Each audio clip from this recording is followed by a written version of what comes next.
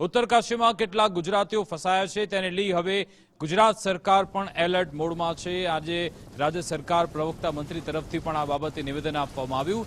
ઉત્તરકાશીમાં ફસાયેલા ગુજરાતીઓ મુદ્દે પ્રવક્તા મંત્રીએ નિવેદન આપ્યું કે ગુજરાતના 141 લોકો દુર્ઘટના સમયે ત્યાં હતા। તમામ 141 ગુજરાતી યાત્રિકો સુરક્ષિત છે। 4 લોકોને નાની મોટી ઈજા પહોંચી હતી। 2 દિવસ બાદ તેમને સુરક્ષિત ગુજરાત પરત લાવવામાં આવશે। જેમને ઈજા પહોંચી હતી તેઓ પણ હાલ સ્વસ્થ છે। ઉત્તરાખંડ સરકાર સાથે ગુજરાત સરકાર સતત સંપર્કમાં છે। ખરાબ વાતાવરણના કારણે એરલિફ્ટ કરવા તેમને શક્ય નથી। 2 દિવસ બાદ તેમને ગુજરાત લાવવામાં આવશે તેવું ઋષિકેશ પટેલે કહ્યું। અમદાવાદમાં 99 જેટલા લોકો અમદાવાદના ત્યાં ગયા હતા ફરવા માટે। એ મંદાકિની ગેસ્ટ હાઉસ ગંગોત્રીમાં ત્યાં એમને આશરો મળેલો છે।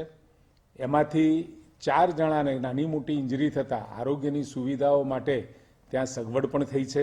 કુલ 141 લોકો ને ત્યાં આગળ ગુજરાતમાંથી ગયેલા તમામ લોકો અત્યારે સેફ અને સહી સલામત છે। રાજ્ય સરકાર સતત ઉત્તરાખંડની સરકાર સાથે સંપર્કમાં છે અને આ તમામ લોકોને મેડિકલ આસિસ્ટન્ટથી લઈ અને તમામ સગવડો ત્યાં ઉત્તરાખંડની સરકાર આપી રહી છે।